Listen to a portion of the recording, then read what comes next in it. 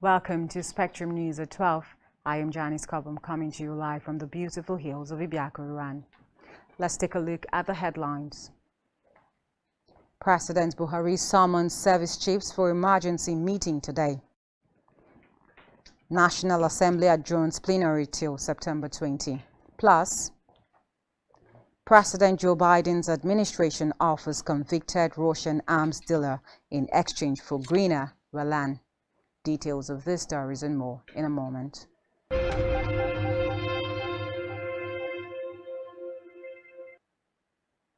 Thanks for joining us on the news at 12. First in our news is a report that President Muhammadu Buhari has summoned his service chiefs for an emergency meeting today. This comes barely 48 hours after the Presidential Brigade Guards came under attack by terrorists.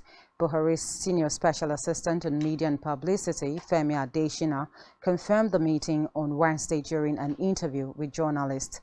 In the meantime, senators from opposition parties have issued Buhari a 6-week ultimatum to tackle the security challenges bedeviling the country. The minority leader, Senator Philip Aduda, flanked by other lawmakers at a press briefing, demanded that Buhari resolves terrorist attack in the country or be impeached.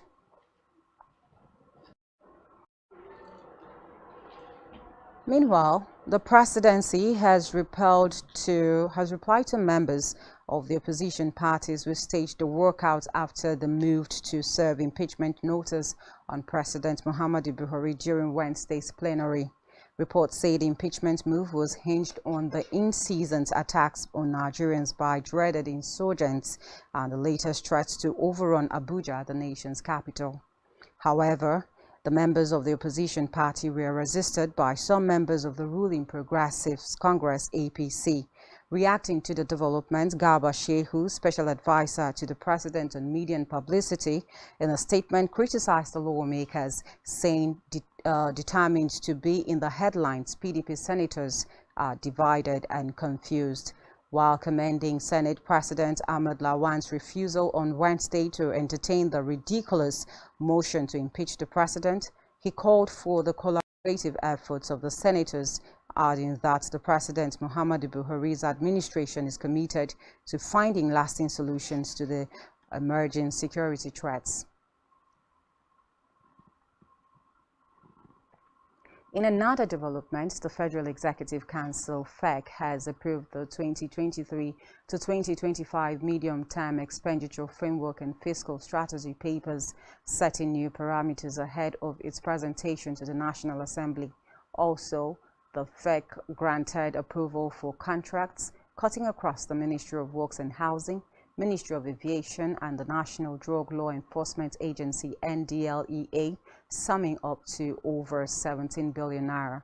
The Minister of Finance, Budget and National Planning, Zainab Ahmed, made this known while briefing State House correspondent at the end of the week's virtual meetings presided over by President Muhammadu Buhari at the Presidential Villa, Abuja.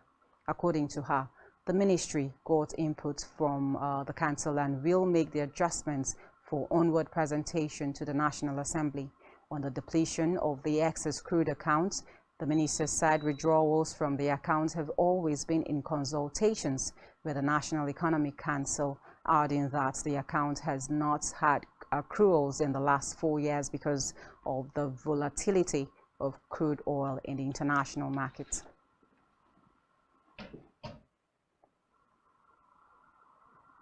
We move now to the legislature, where the National Assembly has gone on a 7-week break till September 20th, 2022.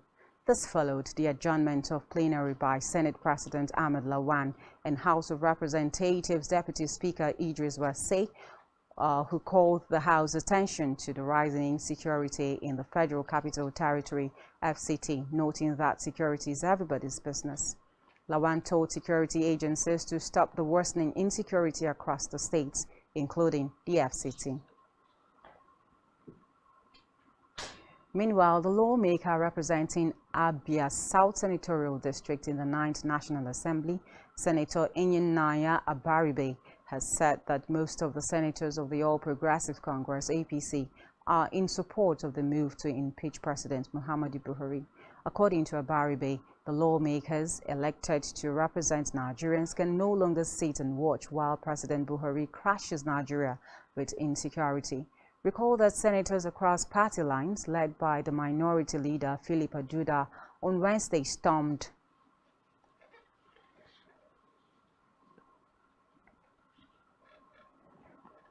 out of the chamber chanting "Buhari must go, Nigeria must survive."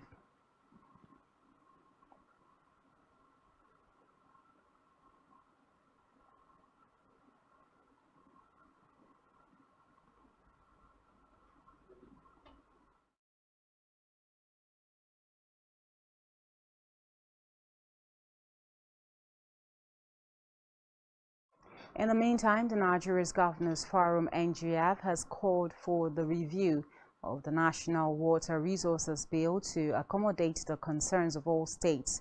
Recall that the forum made the call in a communique signed by its chairman and Governor of Ekiti State, Kayode Fayemi, after a teleconference meeting on Tuesday. Fayemi said the reintroduced bill did not adequately address the interests of the states and was inconsistent with the provisions of the Constitution. He added that the forum received presentations from the Minister of Agriculture and Rural Development, Dr. Mohammed Abubakar, on the Livestock Productivity and Resilience Support Project, a 6-year, $500 million World Bank program aimed at improving the productivity, commercialization, and resilience of targeted livestock production in systems in Nigeria. Still in the legislature, the House of Representatives ad hoc committee set to investigate the petroleum products subsidy regime from 2013 to 2021 has said it does not know the profile of 23 oil and gas companies trading in Nigeria. The panel is investigating payments made by the federal government through the Nigeria National Petroleum Corporation, now Nigerian National Petroleum Company Limited (NNPC), for the subsidy on premium motor spirits, popularly known as petrol, within 8 years. The chairman of the committee, Ibrahim Aliyu, at the resumption of the investigative hearing on subsidy payments, stated that the firms had major serious questions to answer, adding that the committee would be forced to write to the embassies of the countries where the companies are based for information on them.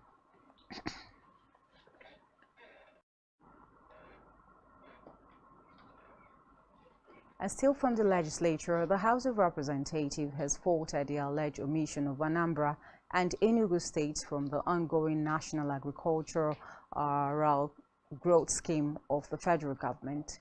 At the plenary on Wednesday, the House urged the federal Ministry of Agriculture and Rural Development to revisit this omission with a view to including these two states in the project. The House also mandated its Committee on Agricultural Production and Services to ensure compliance with the resolution. This was based on a motion titled "Call on the Federal Ministry of Agriculture and Rural Development to include Anambra and Enugu states in the ongoing National Agricultural Growth Scheme (NAGS) under ATSPL, which the lawmakers unanimously adopted. Recall that sponsors of the motion, Vincent Ofumelu, Chinedu Obidigwe, Simon Atigwe, and Dennis Amadi, had noted that NAGS, which is under ATASP1, being implemented by the Federal Ministry of Agriculture and Rural Development, failed to capture Anambra and Enugu states.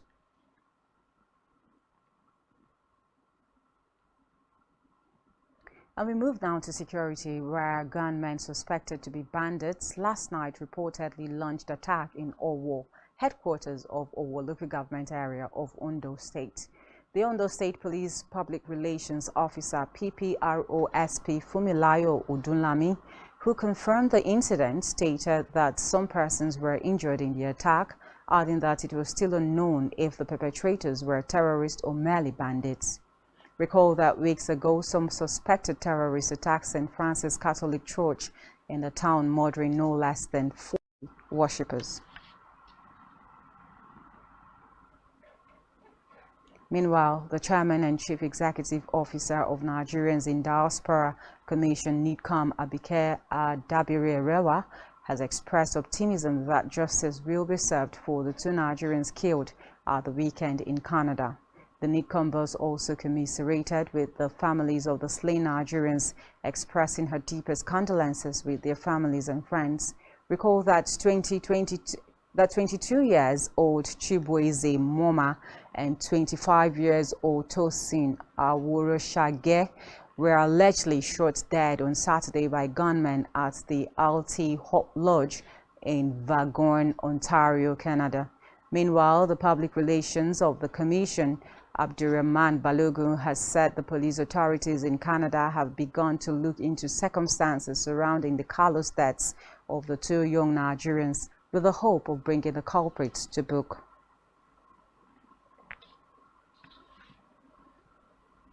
And back here in Akwa Ibom State Governor Dom Emmanuel has donated another set of 10 security patrol vehicles equipped with communication gadgets for the State Police Command. This brings to 45 the total number of operational vehicles donated to the police by the state by the present administration. Governor Emmanuel, who stated this while receiving the new Commissioner of Police in the state, Olatoye Durosimi, who was at the government house on a courtesy visit, said his administration has also procured 18 gunboats to boost security in the riverine areas of the state. The governor further commended the new Commissioner of Police for the innovations introduced in policing of the state and effective collaboration with other security agencies in securing the area since his assumption of duties in the state. Speaking earlier, the Commissioner of Police in the state, Durosimi, said he has intensified patrols in all parts of Akwa Ibom to detect and prevent crime in the area. The State Commissioner of Police lauded the State Governor for his support to the command and assured of the readiness of the police to work round the clock to sustain the peace currently enjoyed in the state. The Commissioner of Police was accompanied on the visit by heads of units of the State Police Command.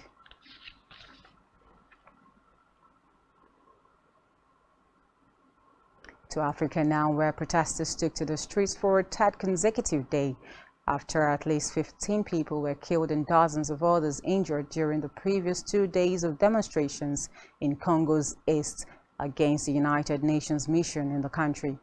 The UN said on Tuesday 1 peacekeeper from Morocco and 2 international policemen from India serving with the UN peacekeeping force were slain, and the policeman from Egypt and fired on UN personnel. UN Secretary General Antonio Guterres has condemned the violence targeting multiple US bases across North Kivu since Monday. Recall that since Monday, demonstrators set fires and forced entry into the UN mission offices in Goma, accusing the peacekeeping force of failing to protect civilians and rising violence in Congo's eastern region. They are calling on the UN forces present in Congo for years to leave.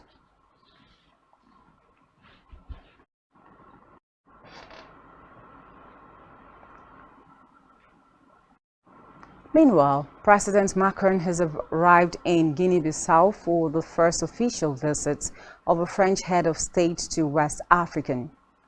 The French head of state was received at the Osvaldo Vieira airport in the Guinean capital by the Guinean counterpart Umaru Embalo. This business visit comes as Umaru Embalo assumed office on 3 July as the residents of the Economic Community of West African States ECOWAS for a 1-year period.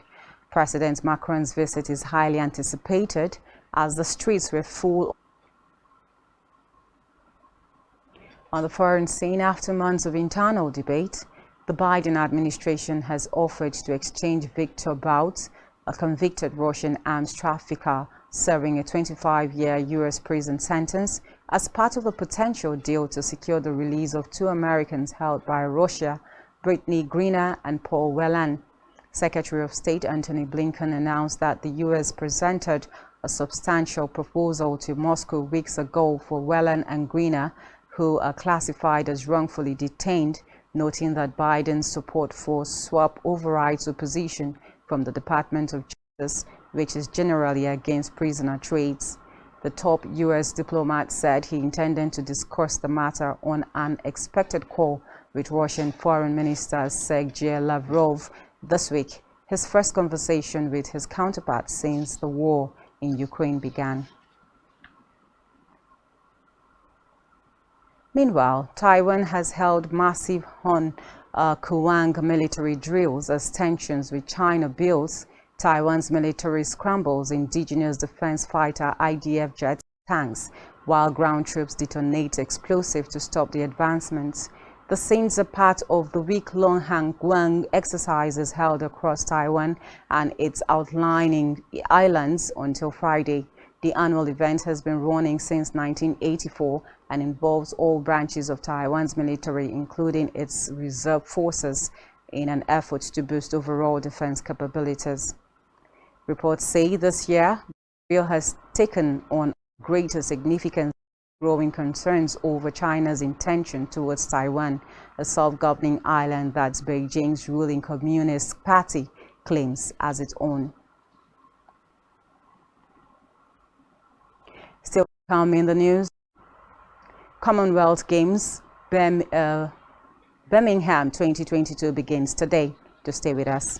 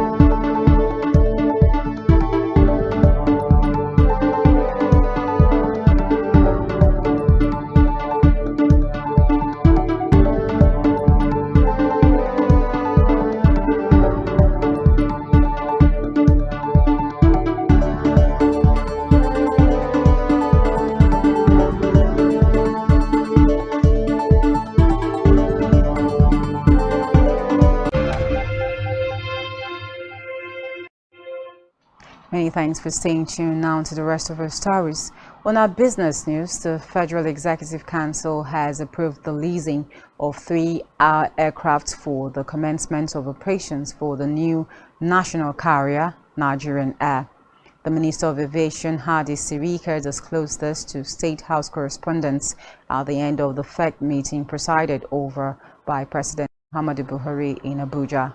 He said the Nigeria Air would begin operations on the domestic routes using aircraft made by Airbus and Boeing. The minister also asked Nigerians willing to acquire part of the 51% share available for indigenous investors to declare their interest. Recall that the federal government had in November last year said the Nigerian Air would begin operations in April, which was later pushed forward to July. The aircraft will be at least and operations will begin. Because you know, for you to order an aircraft and get it delivered, sometimes it takes 3 years, 4 years, 5 years, 6 years. We're getting better deals now because of COVID, so there is more availability of aircraft, but they will not happen day one. So the airline is structured in such a way that they will start with the wet lease aircraft, And that's how most airlines, 90% of airlines in the world would have started. The aircraft would be are indications that multiple checkpoints and extortion of truckers are pushing importers and other investors to neighboring countries' ports, thereby depriving Nigeria of the opportunity to earn income. The chairman of the Association of Maritime Truck Owners, Amato Remi Ogungbemi, stated this at a stakeholders meeting organized by the Maritime Anti-Corruption Network held in Lagos. Ogungbemi emphasized that multiple checkpoints along the port corridors have also led to financial loss and bankruptcy on the part of importers and truckers arising from the diversion of containers and cargoes and trucks. He said there is also an increase in prices of imported commodities arising from unauthorized payments at multiple checkpoints and extortions along the port's corridor.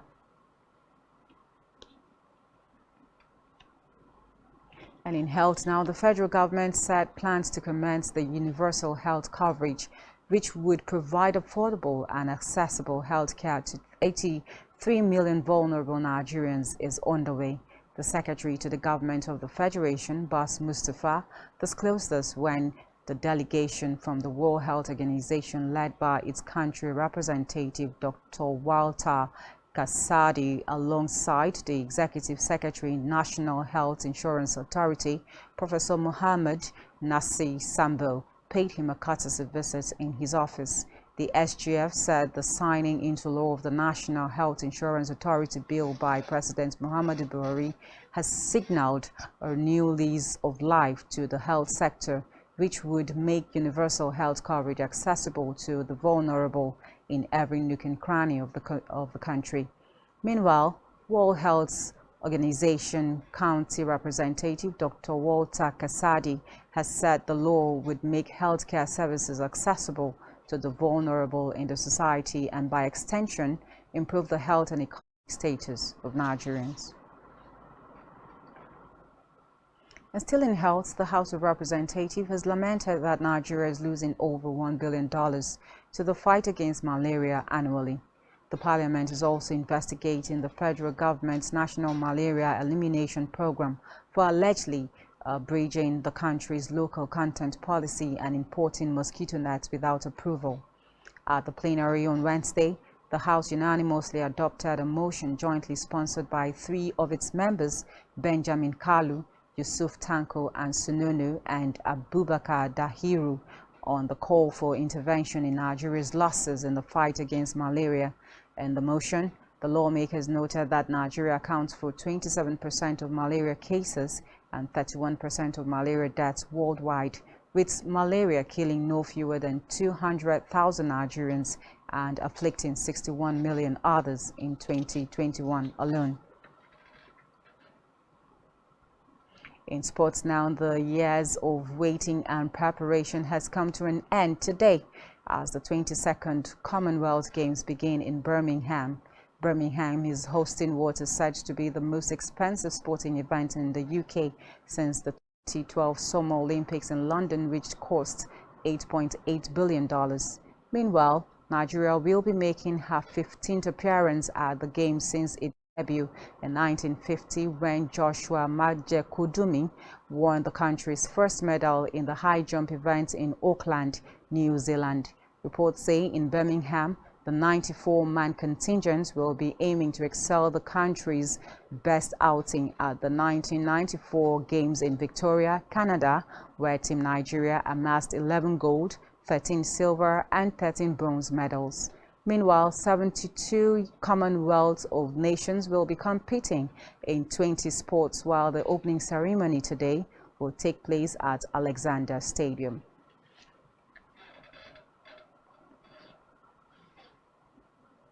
And still in sports, the captains and flag bearers of Team Nigeria for the 2022 Commonwealth Games in Birmingham, United Kingdom, have emerged. The captains are Nnamdi Innocent, one of Nigeria's leading men powerlifters, and Blessing Oborodudu, top women wrestler, a silver medalist at the last Olympic Games in Tokyo, Japan, and gold medalist at the 2018 Commonwealth Games.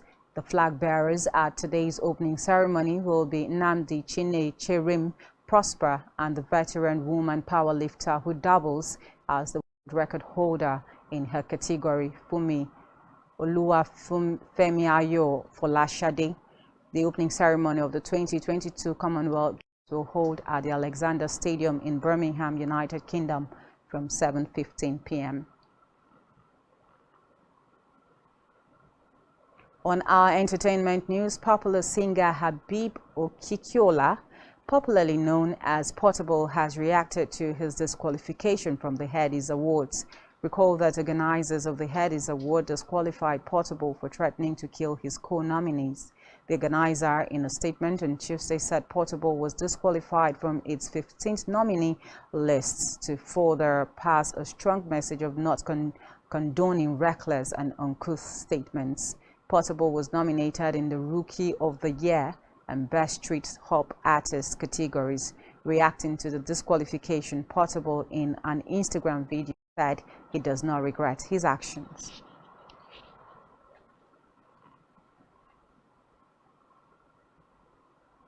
And still on entertainment, it is a winning season for Nigerian award-winning singer Temilade Openiyi, popularly known as Thames, as she made her solo debut on Billboard Hot 100 charts with her 2020 song Free Mind off her For Broken Ears EP. For her debut solo entry, Thames peaked at number 90, making it her fourth time appearing on the prestigious Billboard Hot 100 charts. Recall that in May, Thames made her debut at the #1 spot on Billboard Hot 100 charts with her feature on For You by American rapper Future. The track also featured Canadian artist Drake and is the 7th on Future's latest LP album, I Never Liked You. Receiving the award, Thames urged women and girls to continue on their chosen paths, adding that hard work will pay soon.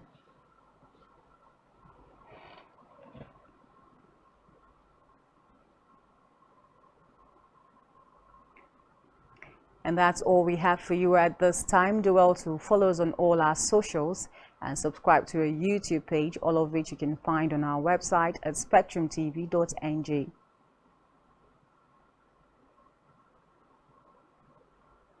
You have been watching Spectrum News at 12. My name is Janice Cobham. Do have a great day.